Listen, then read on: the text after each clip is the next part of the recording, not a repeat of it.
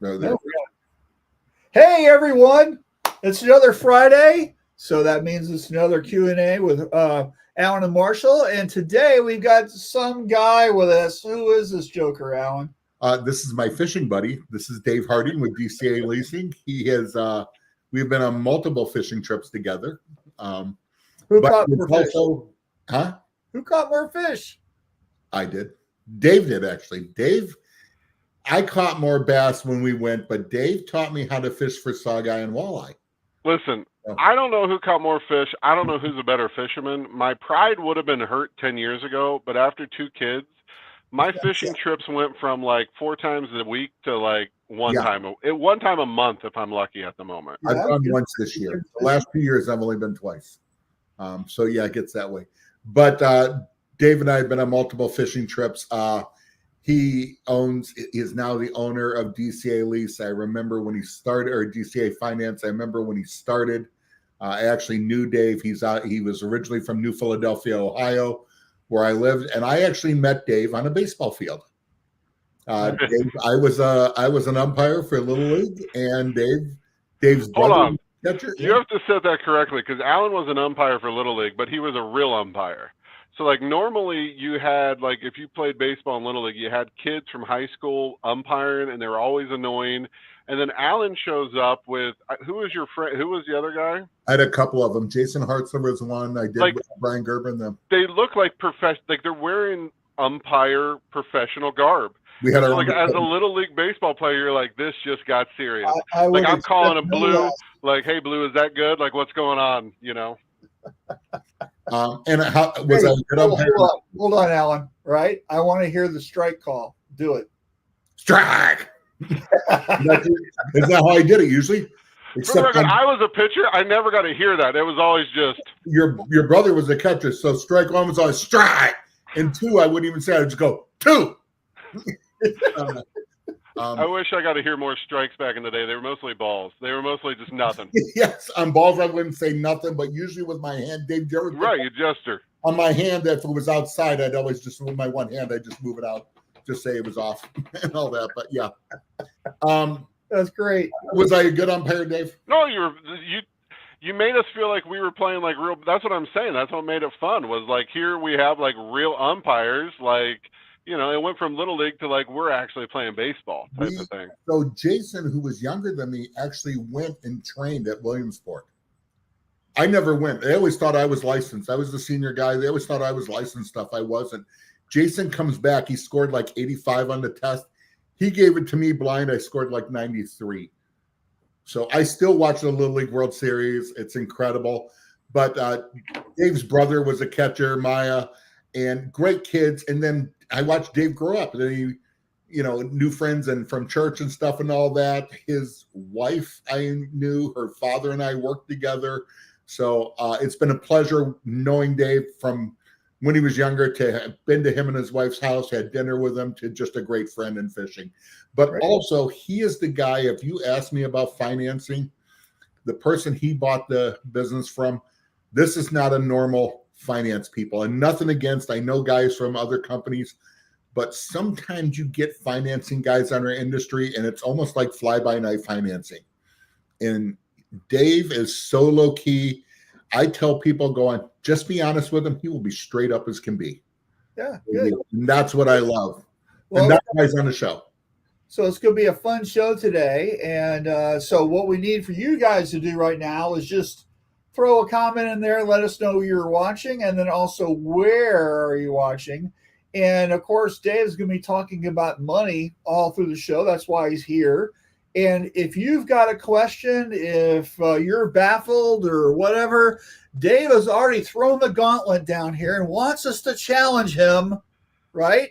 He wants us to stump the pro, right? So if you've got something that you want to know or whatever, he's ready and willing to take on your craziest question, right? Right, Dave? Okay, so let's tame that down a little bit. I actually feel like I've been doing this for 20 years, and then sometimes somebody will say something, and I go, "Oh, I've never thought about it that way." Yeah. So I am not a staunch believer in I have like these pillars that I have built up that have built beliefs on top of them. But at any time you can attack that pillar and I might go, oh my, yeah, I never thought about it that way. Maybe you're right. I don't know. All right. Well, we'll So in find other out. words, you can call me an expert, but really I think I'm just a moron like everybody else trying to figure it out. So Right. That's what we want with our finance people. Right. You want people that can barely do math. Like, don't ask me multiplications or anything like that. Hey, I don't know if you have one of these. I got one. I've heard of them. You know, we still use the abacus, but we're thinking about upgrading the calculators here before too long. That's good.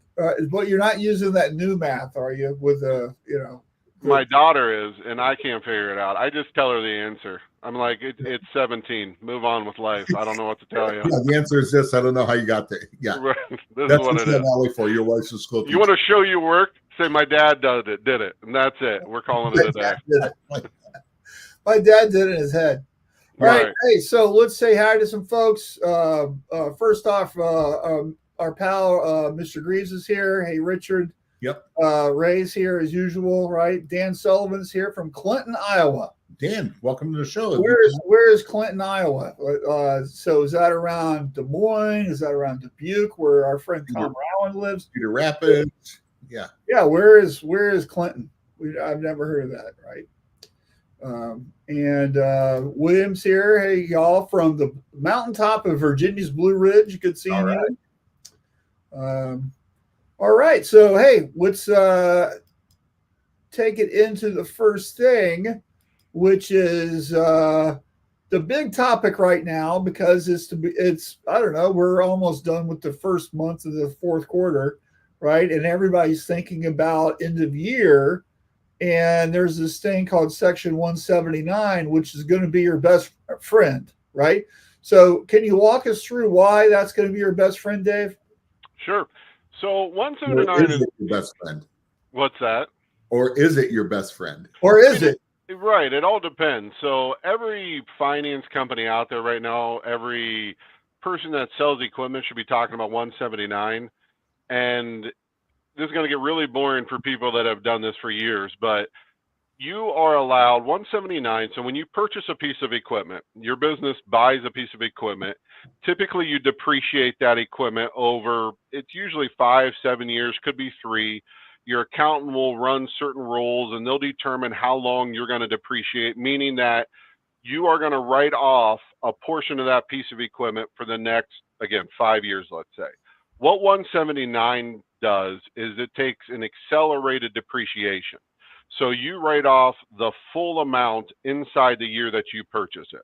So if you buy $50,000 piece of equipment this year, you can write off $50,000.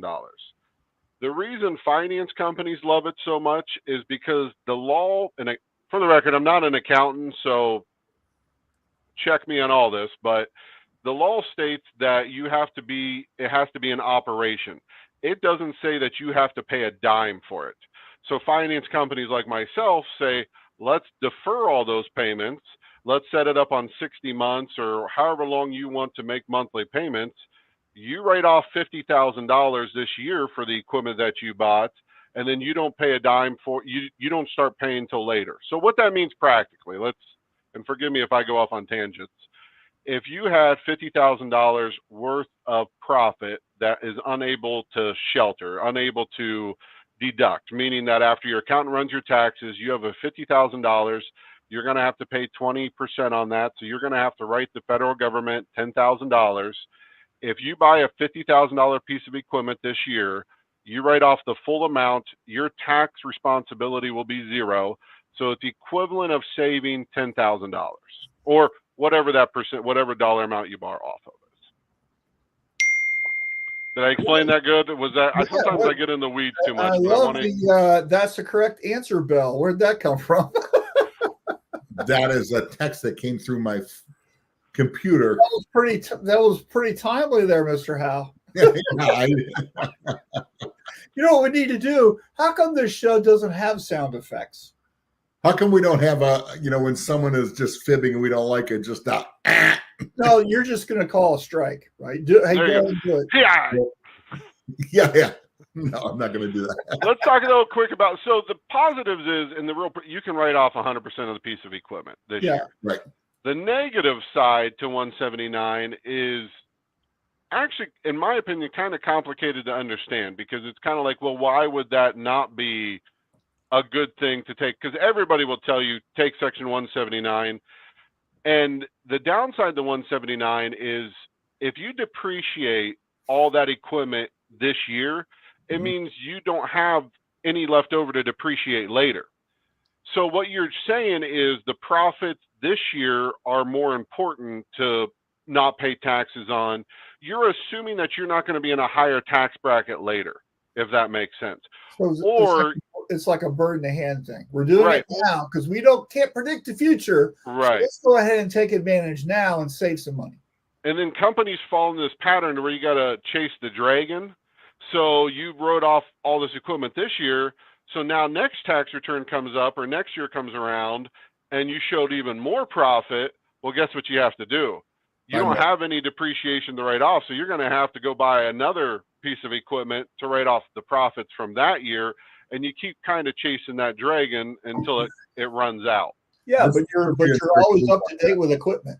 This is where we insert Blue Water at the end. The way I look at it is, because the other thing you can do too is some people, you can never show, you can't take a 179 depreciation and show a loss.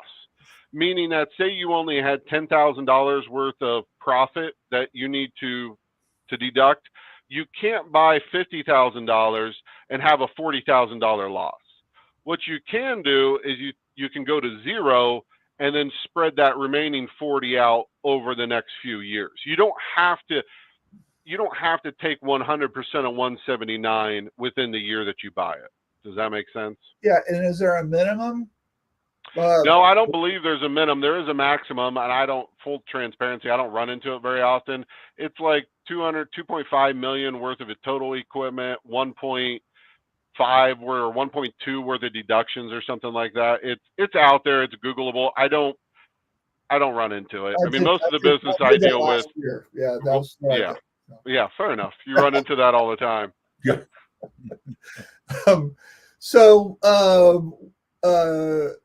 Do people? So here's the deal. Like, and I've talked to enough shops to know that not everybody has an accountant. Not everybody has a CPA. There's people out there that are doing this stuff themselves, right? So if that's you, right? If that's your shop and you're listening to this, so Dave, can you make the argument that we really need to get professional help so we can't goof this up?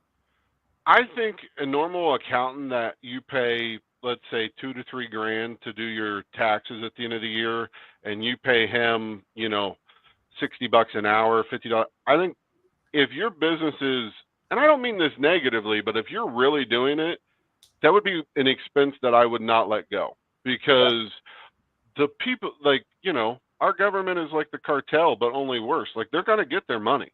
So the last person you want to be in trouble with is the government. What I would say though, too, if you are doing your own taxes, and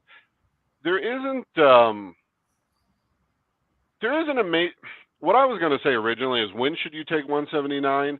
I think it should sprinkle on a benefit. Like, if you're on the fence, if you're like, hey, we really need this new automatic press, we really want to get in the DTF, we have a market for it, this is equipment we believe will help us grow. Like, the same factors you talk about when you're going to buy equipment originally, you can put 179 in if you have a lot of profits that year as a bonus to doing it. But it shouldn't be the leading factor of why you buying equipment. I'm buying equipment because I want to take section 179, in my opinion. So it's really could be the thing that tips it, right? Right. And what companies. What about a scenario where you've got, let's just use 10,000 because we've already said it, right? And you don't need any equipment for production, but you'd really like to upgrade all the computers. Can you buy multiple items? So it's not really one item. It's about the spend. It's not so much about what you're buying. Correct. Okay. The other scenario too, which is a little bit like, you get in the weeds of, I don't know what the right word is. Let's say companies that are in trouble. Right. Let's say you had a great year and you had a lot of profit from that year. But this is small business, and this is what I love about small business, is you have the business, then you have personal life. And personal life and business are really intertwined in a small business world. What I was going to say is you could make a ton of money in the business, but life may hit you in the teeth personally. You might have had some situation to where you had to put out a ton of money, so you're pulling all that profit from the business to make your life work personally. So what happens is you don't have any money. Even though you had a fantastic year, you're cash poor. And then so the end of the year is coming up, you could strategically use it to say, and I don't recommend, this is not an ideal situation, but you could say, I got $50,000 worth of income. I know I'm going to have a $10,000 tax bill come April. I don't have $10,000 to put out there. So I'm going to finance $50,000 worth of equipment, make a $1,000 payment a month, get the equipment. Hopefully it helps me make money. And then I won't have that tax bill come April. So I'm not saying that's never a scenario that you wouldn't want to play, but you have, at that point you are more of you're more making a desperate situation work than you are making a strategic situation, trying to make it, right. Trying to make it work that way. Yeah.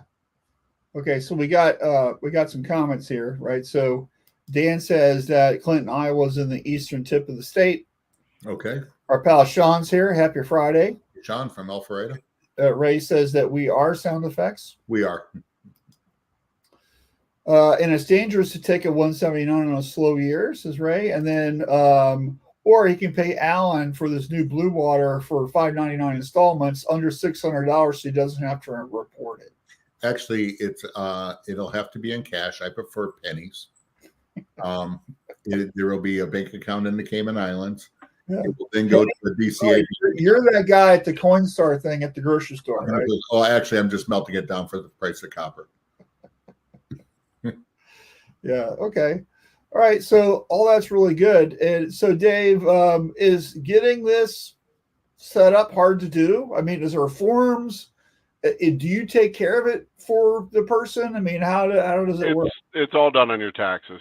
So it's just it's a depreciation on your taxes. There is nothing up front you need to do other than save your invoice, your paperwork for if you finance it, save your finance paperwork. So when you go meet with your accountant, you hand all that to him. The biggest thing your accountant is wanting, I want to see, and this is, I'm not saying people do this. This is theoretical.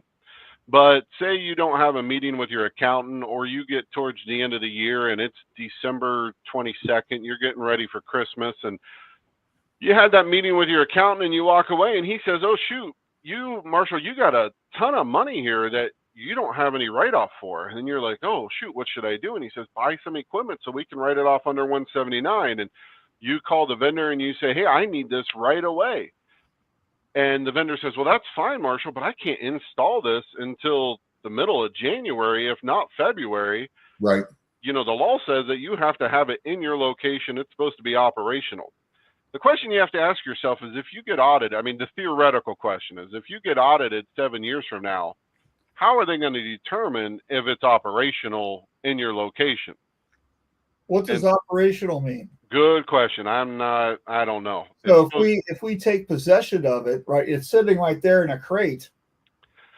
So my point is, let's say they can't even get it to you. What do you do if they can't even get it to you before the end of the year? Oh, right, sure. We do run into this a lot, that where people will say, I've got to have it. I need to purchase this. I'm ready to go. I got to have it by the first of the year. And we know it's a tax thing. And we just tell them that sometimes cannot happen. Right. Or I'm just throwing out a hypothetical. The invoice and the finance and everything, paperwork could be done in the year that you buy it. And if, Joe, the auditor comes down their way 7 years later, everything is dated for that year. I'm just saying, in a made up land, hypothetically, there could be situations that you could make it work. As a manufacturer, though, we don't even want to hear that, because you get audited and we get caught doing that. That's, no bueno. Yeah. Yeah. Okay. I mean, I'm just saying, I think it happens. Oh, I year. know it. I know it happens. And it used to be like where, you take possession. It's like, so like for autos and stuff. Well, the auto won't be ready. By the way, here are the flashes. Right. You right. know, Here's a box. Here's the tools that I need to put it together with Okay, before so it you gets took there. possession of what you bought, but it wasn't 100% of what you bought. yeah, but you're being invoiced for everything. Yeah. So I've seen that happen. It just never sets well with me. I just never want to know about it. Well, honestly, Listen, I don't want to know about it either. I'm just saying, Yeah. the ideal situation is start to prepare now. Like, we're in October. At least the vendors I deal with, some of them have equipment in stock, but it is not unusual by the middle of November that a lot of manufacturers can't get you equipment until January. Yeah. So Ray says there's some machine companies, he's not going to say who, that have stripped loaner machines. And I've seen companies that run your production on their demo machine while they're building your new one to step around this. Oh yeah. There you go. I think at the end of the day, we all agree it's not ideal. Just prepare now. If you start to prepare now, Yeah. you'll be fine. Why put yourself in jeopardy? Right. We have been talking, Dave, on this show going, look, if you have not, you're waiting, you don't know your numbers and you're waiting, well, my accountant hasn't gotten back to me yet. That's a problem. Yeah. You need to be in contact with your accountant ahead of time. Right. And there is, as a small business owner, there are complicated things to figure out, like deductions, like what exactly are you allowed to write off? What are you not allowed to write off? What are standard deductions that your business is going to take? There are some things, the reason we pay accountants for that. But what I was going to say is, your P&L should be your best friend. Your profit and loss statement every month, and if you run year to dates, will tell you, am I making money or am I not making money? Right. And it's not going to tell you your real tax liability, again, because some of these things that you have expenses for are not fully deductible. Some things are, like meals have a certain percentage. So it is not going to tell you 100% your tax liability, but at least you will have a good guess. And if you're showing a loss on your P&L and you're putting everything in there, I can assure you, you're probably not going to have any tax responsibility at the end of the year. Right. Because if anything, it should be on the inflated end, if that makes sense. Yeah. Right. All right. Hey, let's shift gears. Value of cash in the bank. This is where me and Marshall disagree on it. I don't think we disagree. I just, I was just telling you what I hear from people. And so before the show, we were talking about stuff, and I know lots of companies out there that I talk to on a regular basis adhere to the tenets of profit first, and so they're putting money in the bank, and I do that, right? I run profit first in my consulting business. I take money and I throw it in a savings account, and so when I need something, the money's in there, or if something emergency comes up, the money's in there. And then I don't have to do a loan or whatever, right? And so I know a lot of companies, if they need a press, a new piece of equipment, a new flash unit, or whatever they do, they've got the money in the bank, and they just go ahead and they just buy the thing, right? And so I know a lot of companies do that because they have the money in the bank, right? And so Dave has a different kind of thought on that. So why don't we talk about that a little bit? Yeah, and of course I'm biased. I finance equipment for a living. Right. Sure. So, feel free to take it with a grain of salt. But part of my bias also comes in of what I've experienced, let's say since 2020.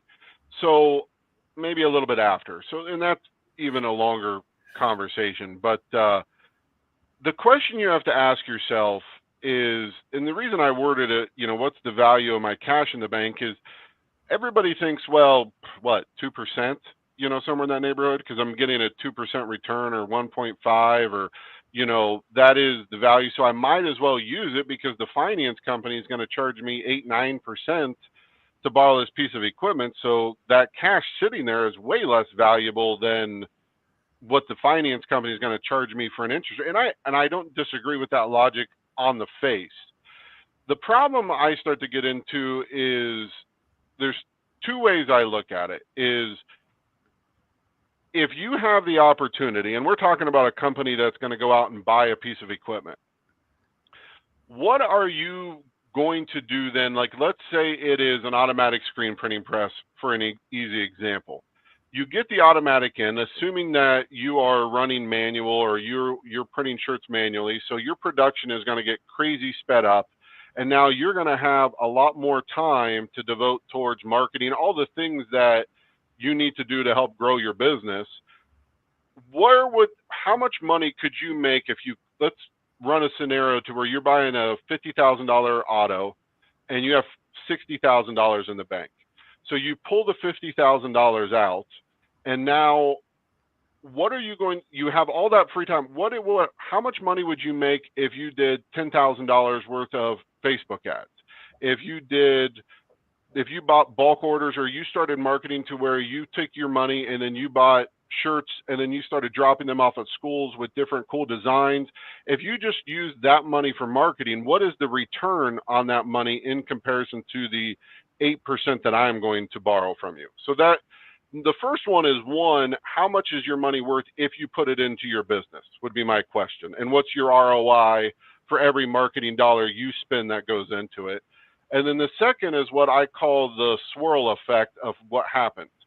Is the cash is great when you're on a trajectory that always rises. If you say every year we keep growing in profits, we did 200,000 our first year, the next year we did 250, or maybe you're upgrading 100,000 every year. We know we make roughly 30% on that every year. So if I do $100,000, I make 30K. So I did 300K. So I made $90,000 of profit in the business, and I continue this trajectory.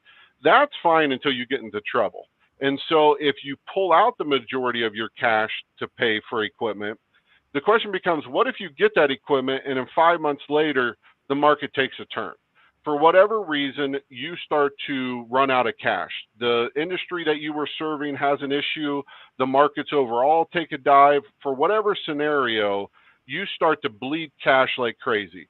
Well, even though you don't have a monthly payment on the machine because you save that money, you still have overhead. So you still got employees to pay, you still have a building that you're renting, whatever, and that money is starting to bleed out.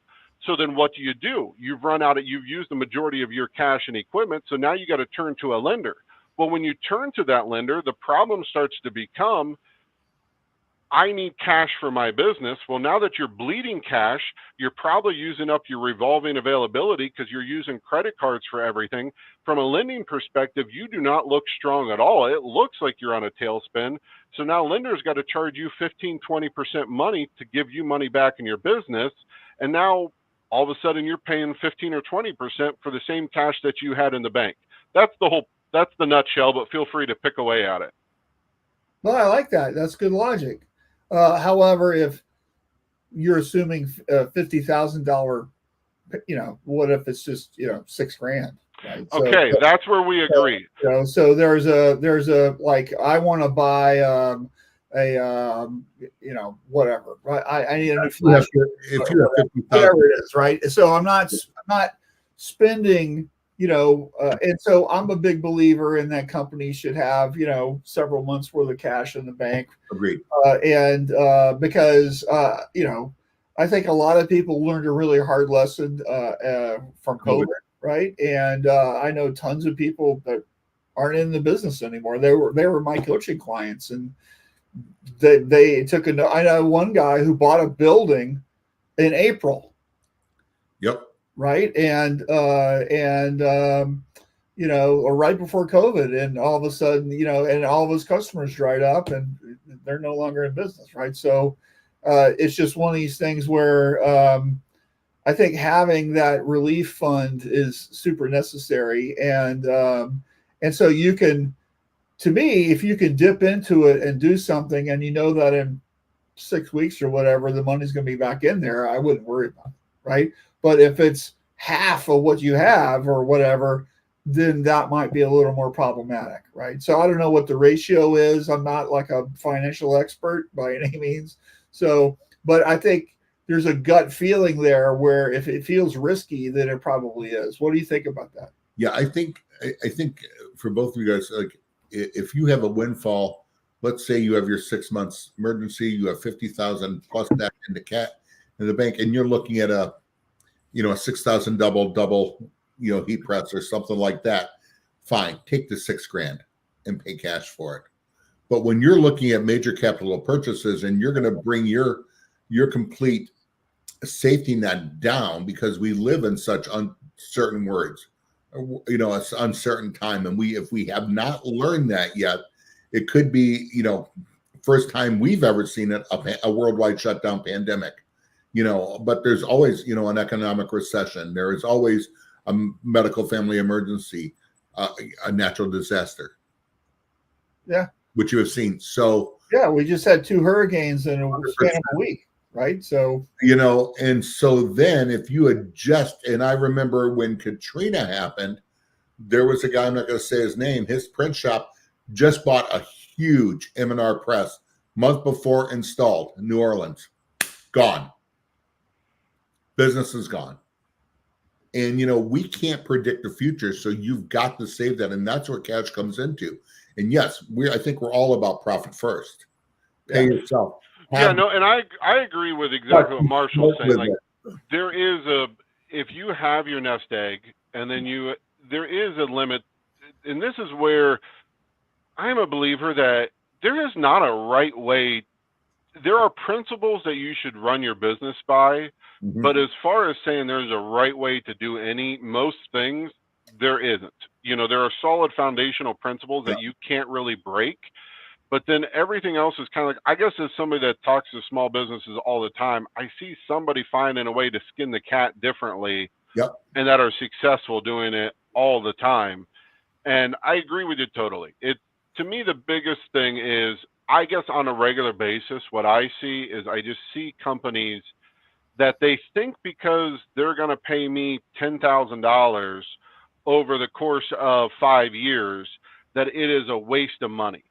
And it could be, I mean, that is definitely a possibility, but it could also be the cheapest money you ever get is also the reality. You could always pay it off early too. You don't have to do the full right. So Right. I don't believe in putting money into a hard asset, though, is my problem. At the end of a depreciating asset, forgive me.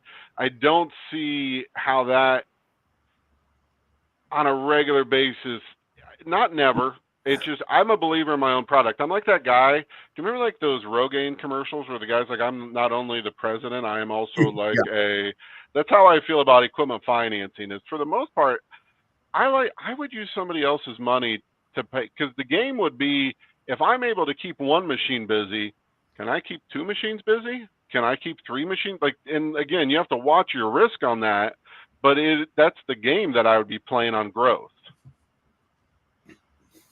Yep.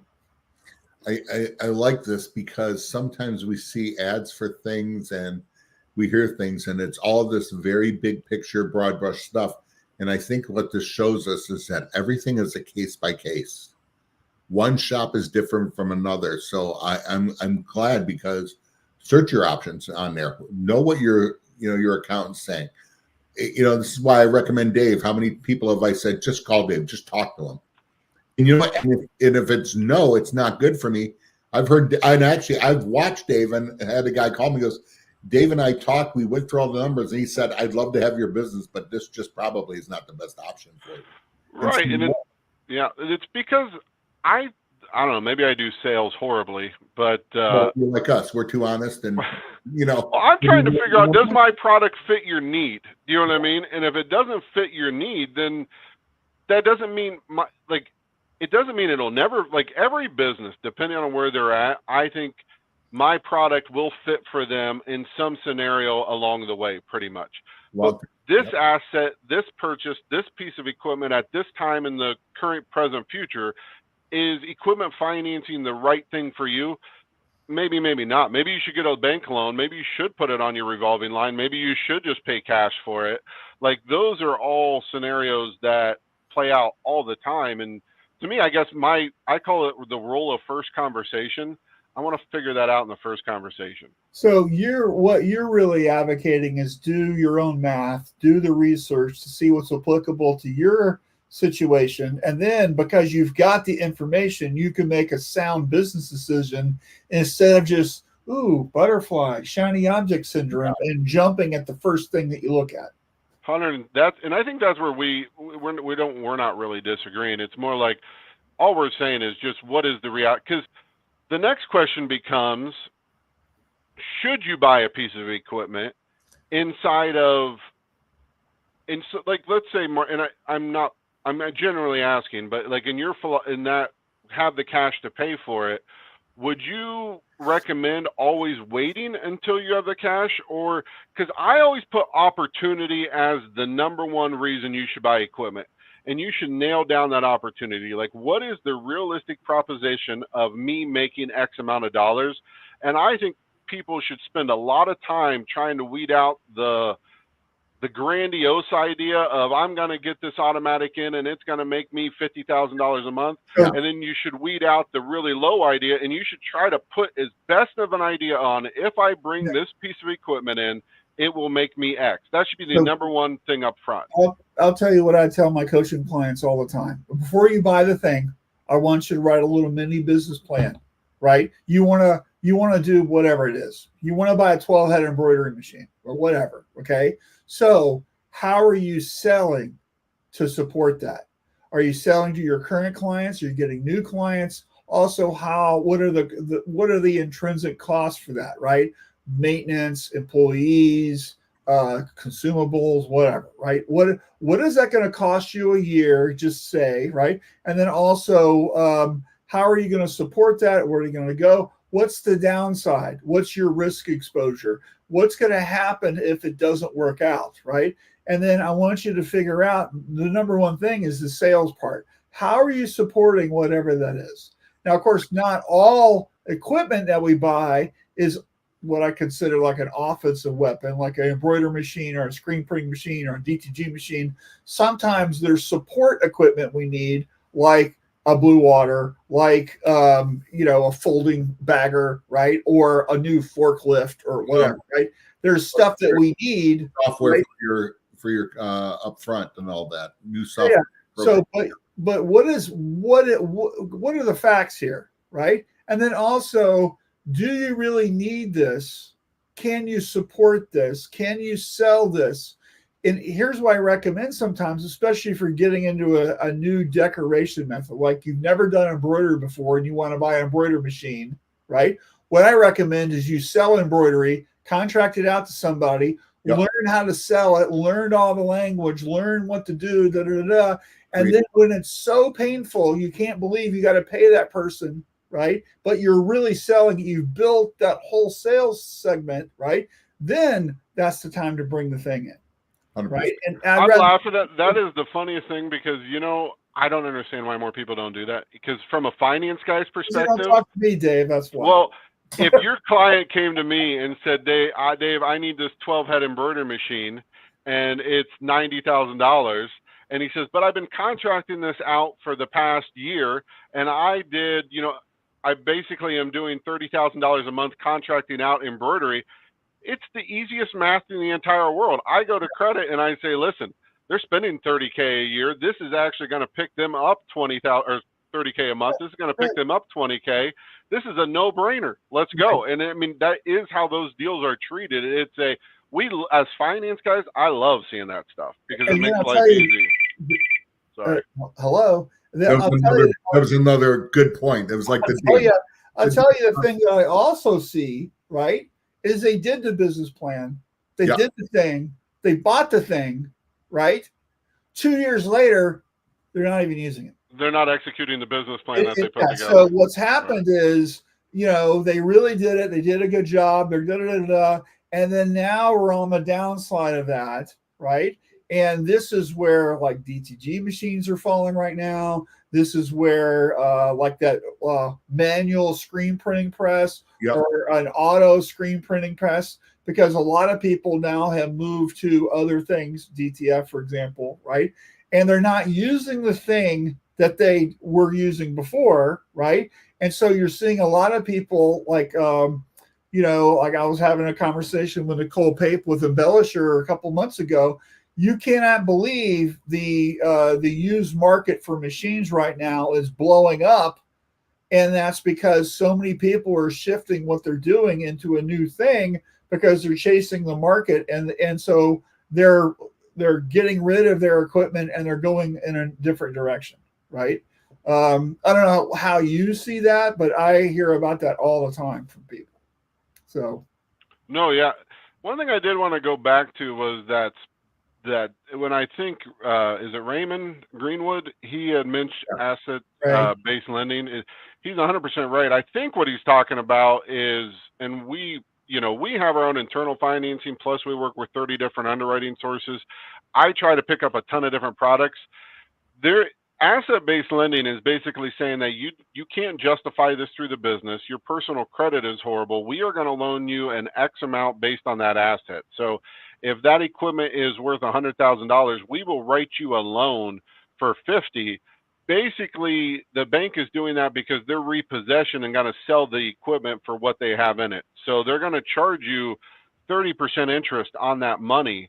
But you get in a position to where you run out of cash, you have assets, and you have to do it. So that's where I was back to, what is your money worth? Well, if you've used all your cash and you have to pull the money out of your assets, it's going to be expensive. Like, it's not going to be cheap at that point. If you start to, which goes into what you were saying, it goes back to, if you have your nest egg, your 6 months or whatever that is of income that is put in the back, to where if you need to pivot, if things get slow, you can go to it.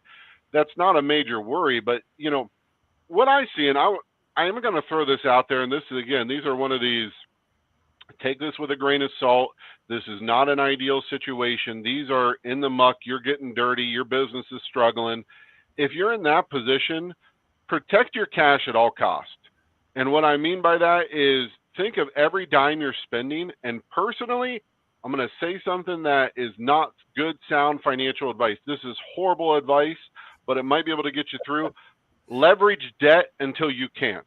And don't try not to take, well, I'm thinking of a business that if you don't have any other options, it's either keep your doors open or not keep your doors open. What I am saying is, while you have money in the bank and before your credit starts to get bad, before you start to miss payments, apply for that working capital loan. Do it before things get into major trouble, because if you don't, once you start spiraling down, nobody will lend you money. You will not be touched. And if you are able to get money, that money is going to cost you. Okay, the reason I think of this is, I just had a customer come to me. It was a longtime customer. We did business with them. And we don't really do a lot of working capital. We do it for SBA lending. Like, we give SBA loans we mess with working capital with that. But I do not like the working capital programs that are out there. They're insanely expensive. I've never liked to provide them to my customers, because the working capital that's out there on the open market is always, this will make your business, you got two reasons to take it. One is, I am dying, my business is dying, and I need a lifeboat to try to get me through 6 months. Or the opportunity I have is so huge that if I get 20 grand, I can turn that into 80 grand. I know I can. But I hate those scenarios. I don't want to, so we don't even really offer that type of working capital. I'm not even saying that it shouldn't be offered or anything like that, but my point is this: if you're in a position to where your business is starting to bleed cash, the horizon doesn't look good, borrow money now, leverage debt to weather the storm. It's either that or run out of cash and file. Because if you're able to weather the storm, pay the interest, pay it off early, and move on with life. But if you're not able to, once your bank account reaches zero, you're done. There is no more game at the end of that point. Yeah. And that's my point of that. And again, I'm not saying it's good sound advice. I'm saying, but if you're in that position and you're looking out on the horizon and business isn't going well, but you have good credit and money in the bank's okay right now, but you're bleeding a little bit, personally, I would walk into my local bank. I would try to leverage an operating loan, see if they'll approve me for 80K, use their money, keep my cash in the bank, because I would rather use a minimal amount of my cash to pay the interest on that money more than I would rather just watch my bank account bleed to death and me go out of business. Mm-hmm. Right. Okay. Again, not good advice, but good advice if you're in a shitty situation. All right, so we've had this title screen up there for 5 minutes. So, Dave, what's the number one factor in buying equipment? Because you're going to be in Fort Worth next week, just like me, and you're going to be there helping people make their dreams come true. What's the number one factor in that? Opportunity. That was, and we talked about it. I thought you put it up because we kind of mentioned it. Well, I didn't know what you were going to say. There are two reasons. There are two reasons to buy equipment. Well, the two main things I would think about is what you said with your business plan. What do I believe my opportunity is for buying the equipment, and then, or how much money, like in the blue water, can I save? Those are my two variables. And the reason I say that is from a financing perspective. If I tell you your payment on that piece of equipment is $1,500 a month, is that high or low? Like, not in comparison to other finance companies. I'm saying practical dollars to your business. $1,500, what does that mean to you? Well, if you don't know how much you plan on making with the equipment, if you don't know what your opportunity is, it might not matter if it's 300. It might not matter if it's $2,000. The question is, how much money do you think you're going to, like, what is the opportunity? Like, how much money can I make with this equipment? And that's, to me, the number, because then it also dictates, which I see a lot, customers with credit issues that come to me, they're getting high risk money. There isn't a magic bullet out there. Money is expensive if you have credit issues.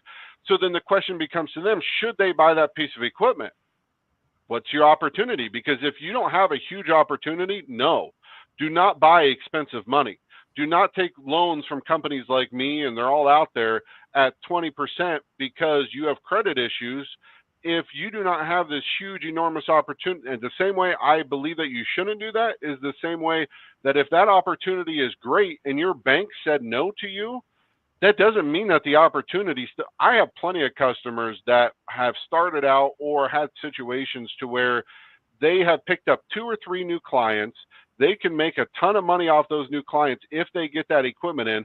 I finance them at a high rate because they have credit issues. Not that I want to. I want to give cheap money to everybody that comes across my desk, but I'm forced in a position that I have to give them expensive money. They have turned that opportunity around and have now grown to huge levels. So to me, that's why opportunity is the main thing that matters. So how many people come to you from just a percentage basis, right? Who are just clueless. They just like they want to do stuff. They don't know their credit score. They don't know, like, all the stuff that you just said, right? So instead of talking about an informed business person, I want to talk about the knucklehead business person that is kind of successful despite themselves, and they're about to make a decision that's going to be good or bad or whatever it is, and you educate them about something because they didn't even stop to think about it.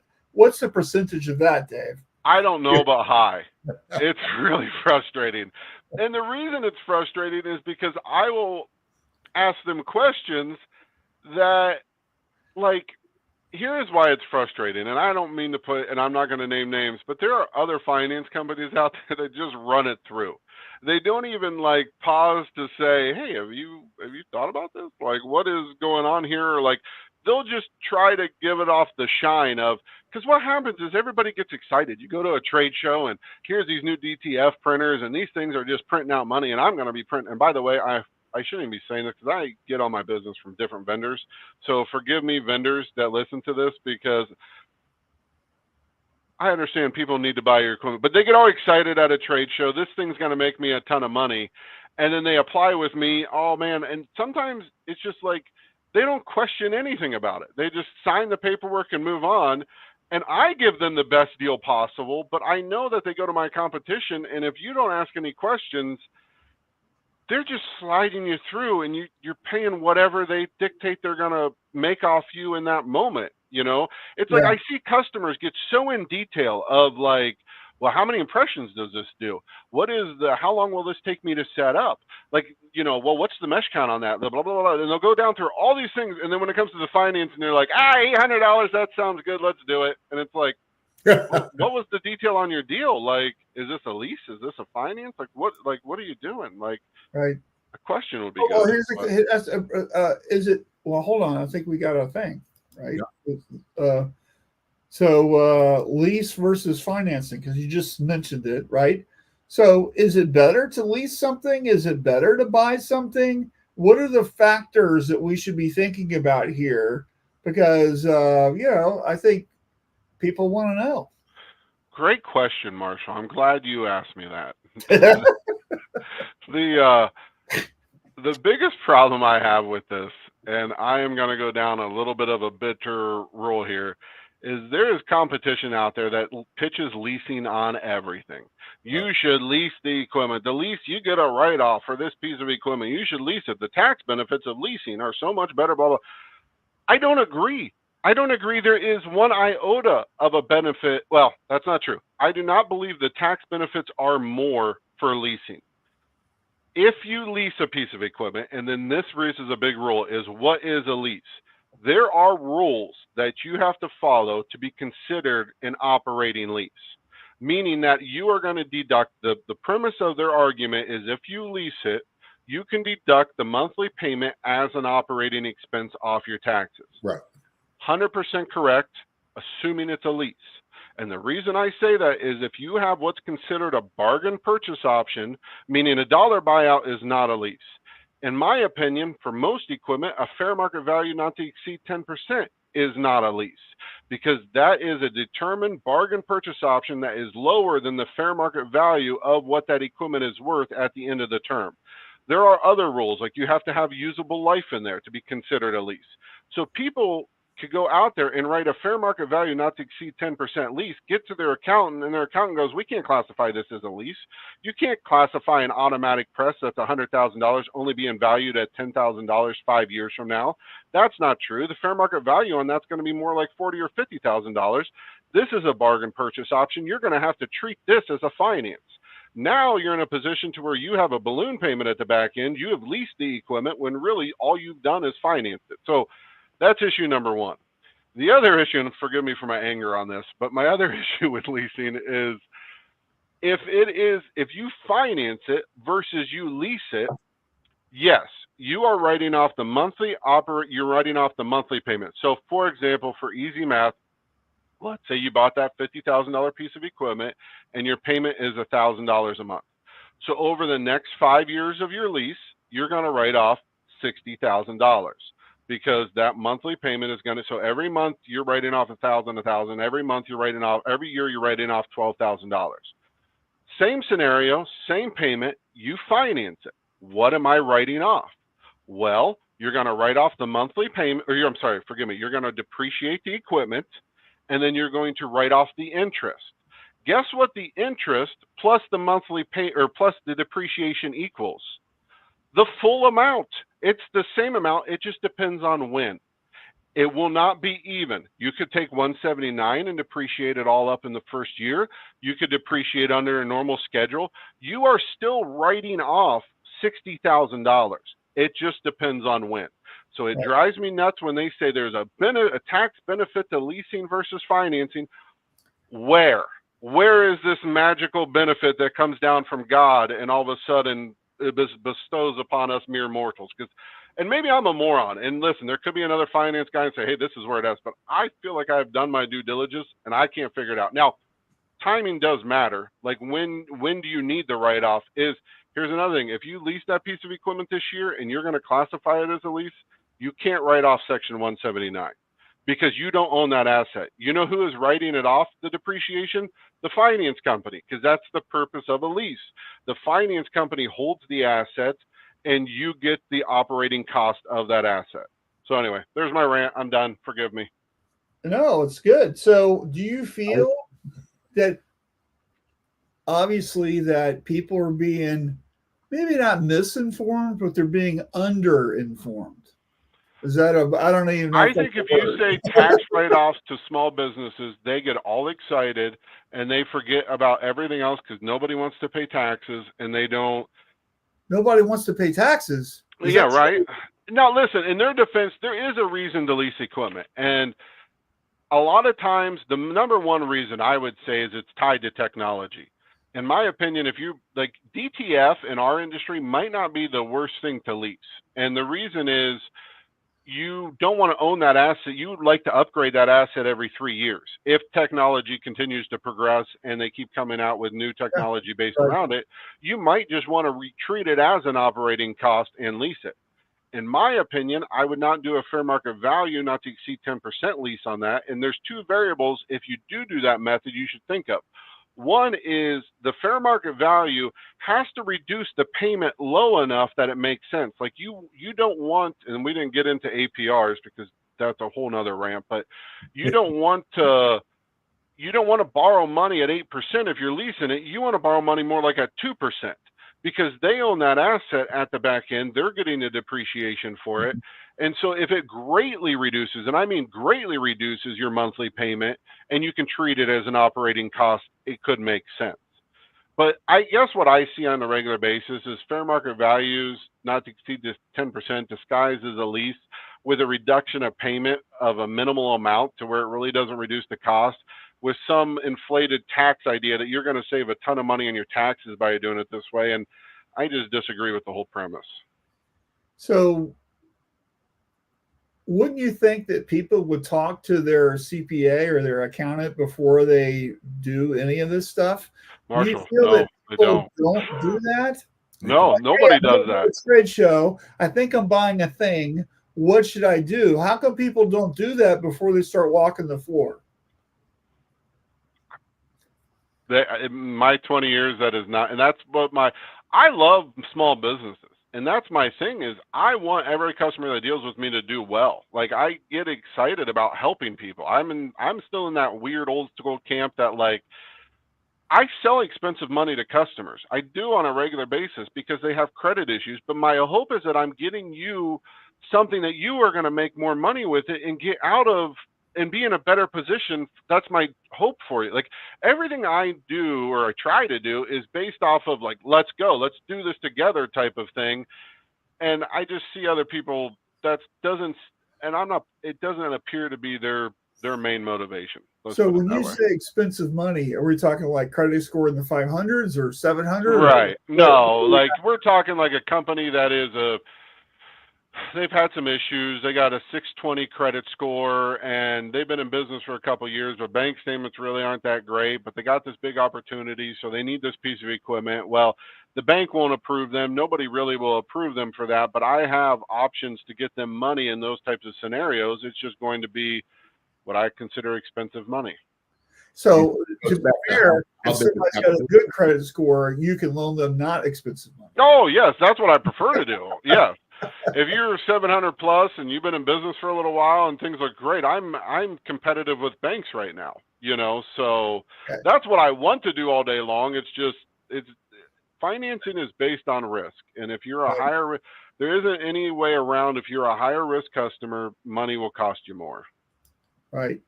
Well, we have a tab for that. How much does money cost?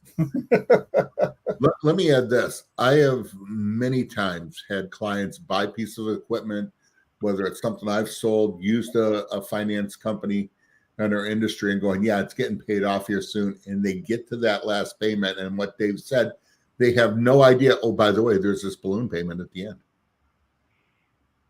And just never talked about it. Here's your payment per month, sign here. Done. And it happens all the time. So is it because they didn't read or it wasn't explained? Why does that happen, Alan? I don't know. They just don't tell them. So what happens is they get sold on a monthly payment. They sign documents and they're not aware that they've signed a lease document versus signing a fine. It was huge in our industry 5 years ago, let's say. And I started in the 90s. And right. That company that was pushing that, the majority of I think they got so much backlash from it that they've kind of changed their tune. Yeah. Right. Okay. So. But now the other thing I've learned in the 30 years of dealing with DCA is not just from Dave, but the gentleman he purchased it from was very influential. And they both have said, if there is a deal out there that it looks too good to be true, it is. And they both said there is no magic to this. You are buying money, plain and simple. There is no magic. There's no, I know I'm a company. I know something they don't know. Yeah. There was no magic to it. Well, hey, we need to wrap up here. So before we go, because we're out of time, I want to share some things. Oh, wow. So, Dave, here's your website. And so if you need to apply, look, he's got a button. Guess what it says? Click here to apply. We try to make it as easy as possible. Yeah, I don't know if it, So if you need some money, he's got a bunch of stuff here. Check him out, right? And if you're going to be do you go to all the shows, Dave? No, not all of them. I'm hit or miss on them. So I'm primarily where the vendors that I do a lot of business with want me, and so. But I will be in Texas. Well, okay, so, tell everyone where you're going to be so they can find you. I am going to be in Tex-Mex booth, helping them move some Happy embroidery machines, or I will be in Workhorse booth helping them move some screen printing equipment. Okay, great. Also next week, Fort Worth. I've got Friday at 9:00. Here's me, Mid-Journey for power users. So this is going to, I just revised this class, by the way, up because Mid-Journey comes out with a lot of new stuff. So I'll be showing some new stuff on that. So, and if you've seen my ads that I have on social media, I've got, it's a series of purple cows, kind of harken back to Seth Godin's really awesome book. And then I'm also at 1:00. Where is that? Hold on. Hold on, did I scroll past it? Yeah. So hold on, I can't drive. The automation, AI and automation panel with Gavin and Cole and Craig and John, right? So we're going to be talking about AI and stuff. And so going to have a fun panel and we'll see what happens with that. And then lastly, if you haven't gotten it yet, please sign up for the inclusivity book that's coming out. This is a handy how-to guide about how you can hire and train and employ folks with some sort of physical or mental disability and why you should do that.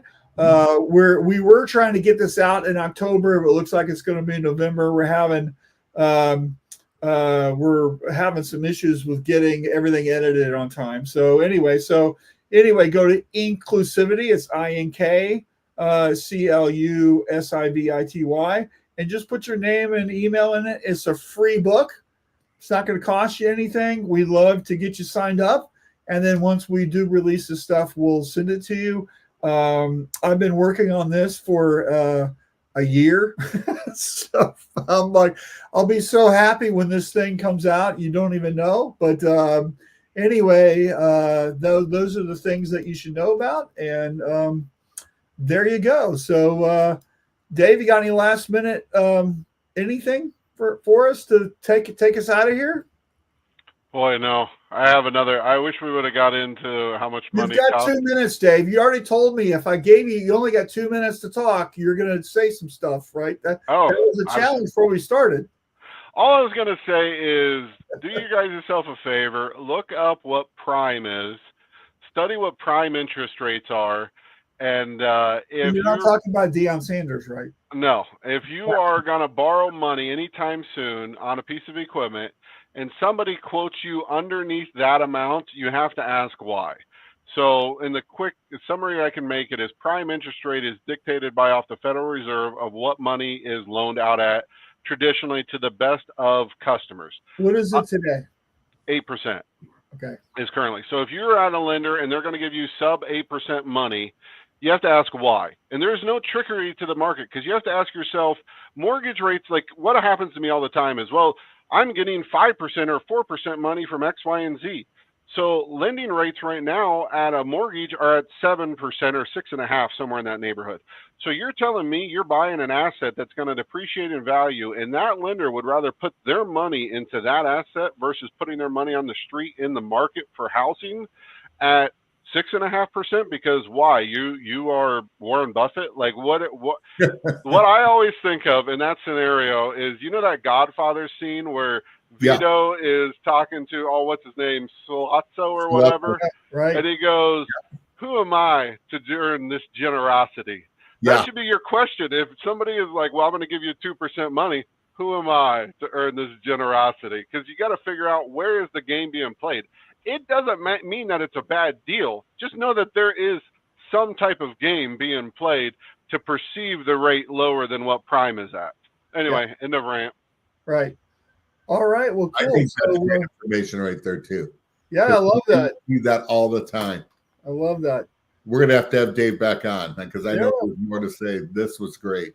This is a good. You got me wound up. I don't know. After 20, you just start to get all these things build up after 20 years, and they just want to fly out. You know. Yeah. And you know, Dave, when we first talked about you, and you've been on like early when we started this, you were on early. You said, Alan, there's some things I really want to say that the industry doesn't. I go, this is the place to say it. Do it. Yeah. We have no problem, upsetting the apple cart and saying what is never said. Dave, this is stuff you and I have talked about, when we're at lunch and on the phone and you have with clients. And anybody watching going, man, you want to just hear more for your situation? That's why I have no problem. If you know me, I only recommend people that I trust. Right. Call Dave, be honest with him, and he's going to give you a straight answer. Yeah. All right, everyone. I have to jump. So thanks a lot for watching. Just so you know, we're not going to have a show next week, or we're going to have a show. What are we doing? Because we're not going to have a show. We're not going to have a show next week. So we'll see you November the 1st, right? Maybe. Yeah. So, all right. We'll check you guys back in November. And anyway, hey, thanks, Dave. Good information. No, thank you guys. Thanks so much for letting me come on and rant. Maybe I could do it again someday. Yeah, absolutely. Well, and I think, Marshall, some stuff's going on with Tribe. And Dave, I think you need to look into Shirt Lab and Tribe. And this would make a great topic. I thought you meant the Guardians. I'm like, heck yeah, the Tribe is rolling right now. We just beat the Yankees last night. Like, well, who knew? All right. I got to jump, guys. All right, guys. Right. Thanks. Dave, hang on there for a minute. Don't okay. come off.